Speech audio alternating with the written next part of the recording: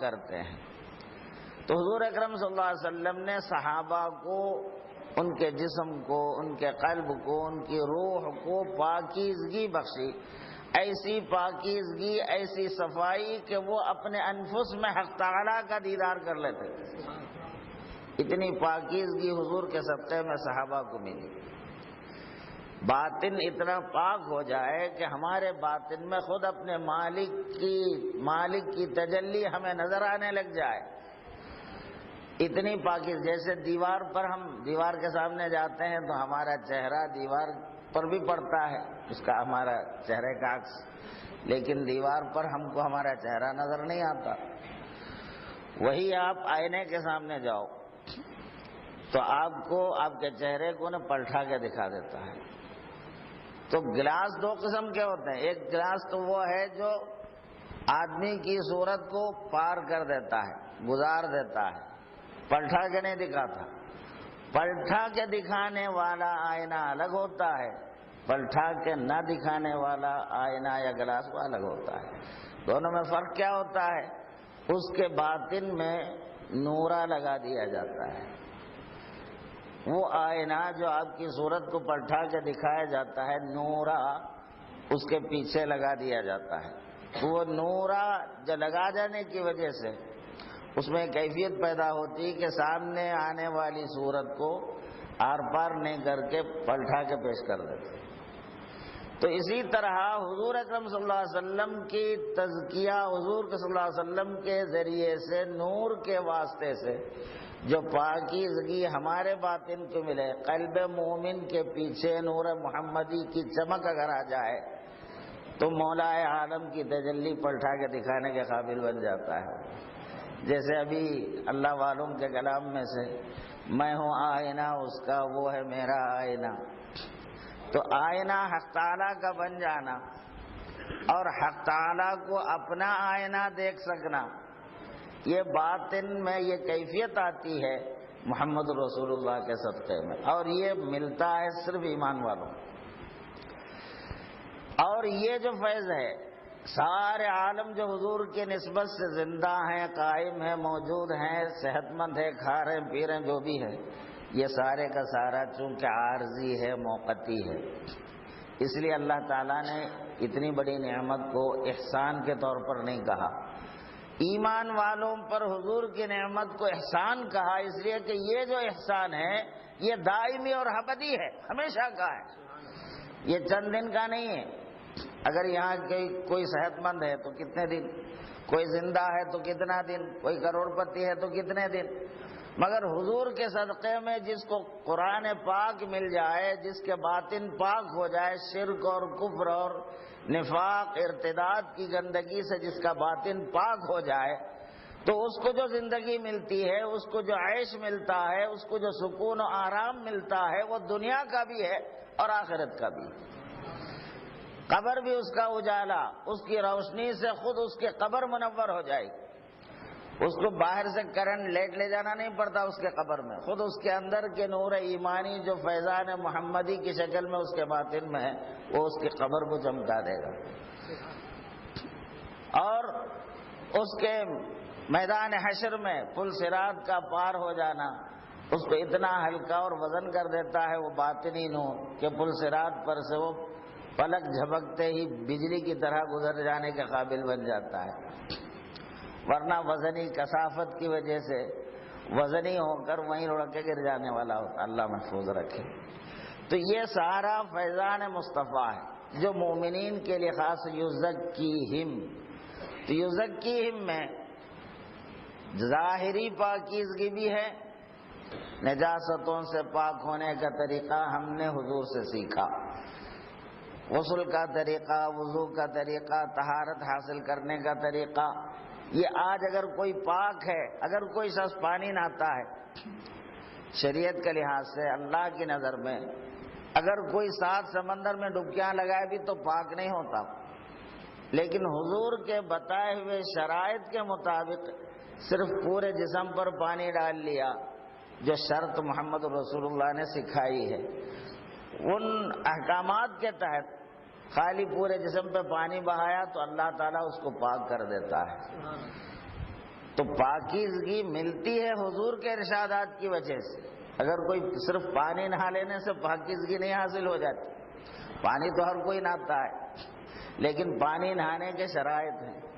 تو وہ جسمانی پاکی ہر قسم کی نجاست سے، نجاست حقیقی ہو یا نجاست حکمی ہو، اس کے پاک کرنے کا طریقہ جو حضور نے سکھائی، اس طریقے سے ہم کو جسم کی، کپڑے کی، زمین کی پاکیزگی مل جاتی ہے. تو ہم صرف ایک جسم کا نام تھوڑا ہی ہے. ہم کو جسم سے ہٹ کر ہمارا قلب بھی ہے، پھر اس کے آگے ہماری روح ہے، اس کے آگے ہمارا باطن ہے، ہمارا سر ہے.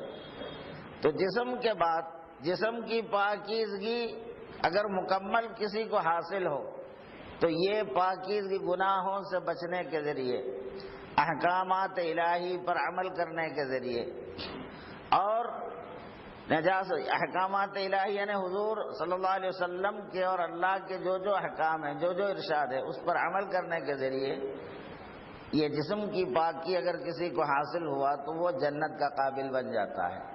جہنم سے، جہنم میں جلا کے اس کو پاک کرنے کی ضرورت نہیں پڑتی. اب وہ جنت کے لائق بن جاتا ہے.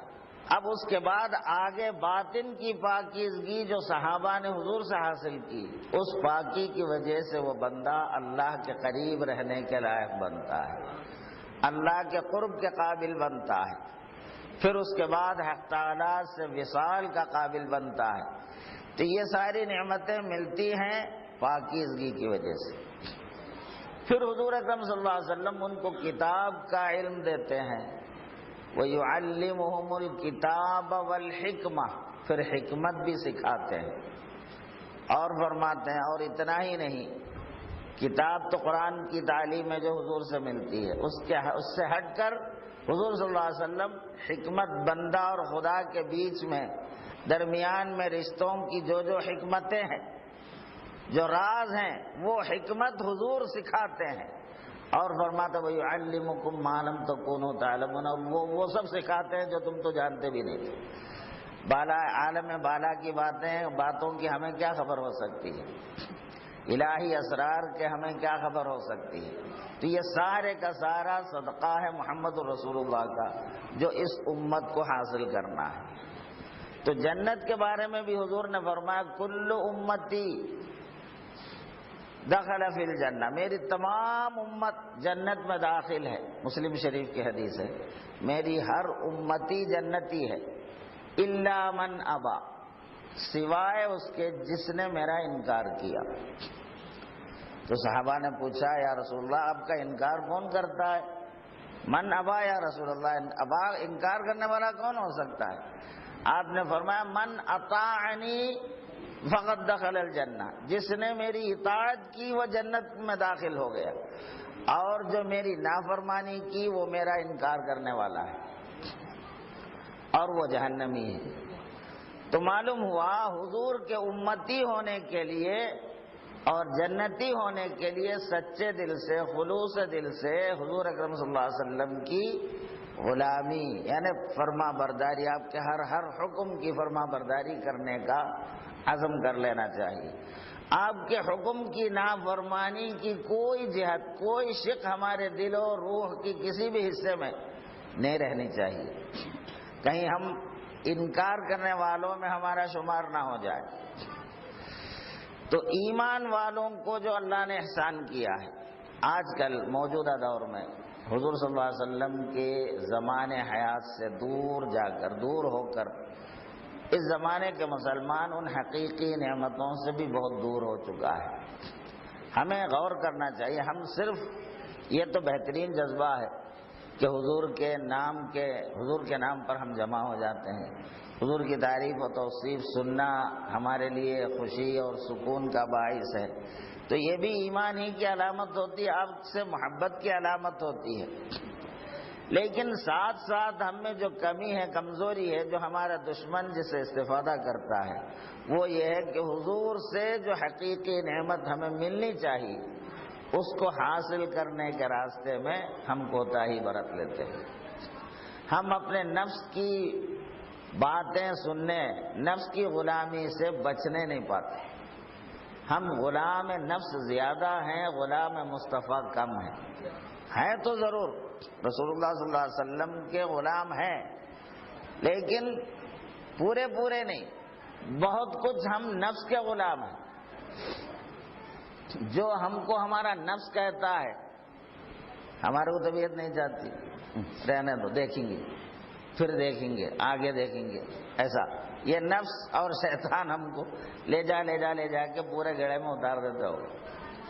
جو حقیقی نعمتیں ہمیں حاصل ہونا چاہیے، اللہ سے ہمارا رشتہ مستحکم رہے، اللہ سے ہمارا تعلق مضبوط رہے۔ ایک ایمان والا جو اللہ پہ ایمان لایا ہے، حضور کے صدقے میں پہلی نعمت جو ایک مسلمان کو ملتی ہے، ایک مومن کو ملتی ہے، وہ ہے کہ وہ اللہ والا ہو جاتا ہے، اللہ کو پا لیتا ہے۔ وہ اللہ پر ایمان کیا لایا، ایمان لانے والے سے اگر پوچھے تجھے کیا ملا، تو اس کو یہ ملنے کا احساس ہونا چاہیے، مجھے اللہ مل گیا ہے، مجھے میرا مالک مل گیا ہے۔ اگر اتنا نہیں ملا تو وہ حقیقی معنی میں مومن نہیں ہوا، ابھی ایمان میں کچا ہے۔ تو اب جس قدر ہم کو اللہ تعالیٰ سے اپنے تعلق کی مضبوطی کا ادراک ہو جائے، اسی قدر ہم اس نعمت سے سرفراز ہونے والے، مالا مال ہونے والے۔ تو اس لیے ایمان والوں پر جو اللہ کا احسان ہے حضور علیہ السلام کے وسیلے سے، وہ فیضان، وہ نعمت دائمی اور ہمیشہ کا ہے، صرف دنیا کا نہیں، صرف آخرت کا بھی نہیں۔ ایک ایمان والے کو آخرت میں تو اس کی کامیابی کی ضمانت ہی ایمان ہے، ایمان کے بغیر تو کامیابی ہی ناممکن وہاں، مگر یہاں دنیا میں ایمان والے کو ہر مشکل کا حل اللہ تعالیٰ کی ذات کی صورت میں اسے مل جاتا ہے۔ اللہ تعالیٰ سے جو اس کا تعلق قائم ہو جاتا ہے، اس کو جو اللہ سے رشتہ قائم ہو جاتا ہے، تو انہیں بولتا مجھے ساری مشکلوں کا حل مل گیا، ساری تکلیفوں کا درما، تمام مصیبتوں سے نجات کا اصل ذریعہ وہ مجھے مل گیا۔ اب انہیں بھٹکتے نہیں رہتا، ایک در کا ہو گیا ہے، اب ایک در جو اسے مل گیا محمد رسول اللہ کے طفیل میں، بس اب اس کے بعد اس کو کسی اور در پہ بھٹکنے کی ضرورت نہیں پیش آتی۔ ہم کو مشکلوں میں ادھر بھٹکنا، ادھر بھٹکنا، وہاں بھاگو یہاں بھاگو، یہ جو پریشانی لگتی ہے، ہم ایک در کے صحیح نہیں ہونے کا نتیجہ ہے۔ ہم محمد الرسول اللہ کے واسطے سے دربار خداوندی کے حقیقی معنی میں اگر ہو چکے ہوتے تو ہم کو کہیں اور بھٹکنے کی ضرورت ہی نہیں پیش آتی۔ ایک سجدہ بندہ دل و جان سے کیا کر لیا، اللہ کے آگے اپنا سر کیا جھکایا، اب اس کا سر پوری کائنات سے بلند ہو جاتا ہے، کہیں اب اس کا سر نہیں جھکتا۔ ہم اللہ کا سجدہ کرتے ہیں، کسی مخلوق کا سجدہ نہیں کرتے۔ جیسا یہ نعمت ایمان کے ذریعے، نماز کے ذریعے مومن کو مل جاتا ہے، اور جس کا سر اللہ کے آگے نہیں جھکتا پابندی کے ساتھ صحیح معنوں میں، اس کا سر آخرت میں کچلا ہی جاتا رہتا ہے۔ اس طرح اسے عذاب دیا جاتا ہے کہ اس کے سر وزنی پتھروں سے کچل دیا جاتا ہے، پھر اس کا سر سلامت ہو جاتا ہے، پھر کچلا جاتا ہے۔ حضور صلی اللہ علیہ وسلم نے معراج میں وہ منظر دیکھا تو جبریل علیہ السلام سے پوچھا کہ یہ سر کچلے جا رہے ہیں بار بار، اور پھر سیدھے ہو جاتے ہیں، پھر کچلے جاتے ہیں، یہ تکلیف ان کو کیوں ہے؟ تو ان کا سر اپنے مولا کے آگے صحیح معنوں میں پابندی کے ساتھ نہیں جھکتا، تو اس کی سزا یہ ہمیشہ ان کا سر کچلا ہی جاتا رہے۔ تو نماز میں جو چوری کرتے ہیں، فجر نہیں پڑھتے عصر پڑھ لیتے ہیں، ظہر پڑھ لیتے ہیں، فجر میں چوری کر لیتے ہیں، تو نماز چوری، تو اس کا نتیجہ یہ بھگتنا پڑتا ہے۔ اللہ ہم سب کی حفاظت کرے۔ حضور نے بچنے کی تعلیم ہمیں دی ہے، ہم حضور کی بھی پرواہ نہیں کرتے، نہ اللہ کی پرواہ کرتے، نفس کی سنتے، نفس کی پرواہ اتنا زیادہ کہ نہ اللہ کا پرواہ نہ رسول کا پرواہ، اوڑھ کر سو جاتے فجر کے وقت۔ یہ ہماری طبیعت ہے۔ اب بہانہ بنا لیتے، دیر سے سوئے ہم کیا کرتے، تو کیا تم دیر سے سو کے اللہ پہ احسان کرے، رسول پہ احسان کرے؟ اپنی نفس کی غلامی جو تم کر رہے ہو، کس پہ احسان کر رہے ہیں؟ تو نفس کی خواہشات کے ہم زیادہ غلام ہیں، اللہ کے ہم صحیح معنوں میں غلام نہیں. ہمارے دل میں اللہ کی، اس کے رسول کی اہمیت جتنی ہونی ہے وہ نہیں ہے. ہم میلاد منا لیتے ہیں وقتی طور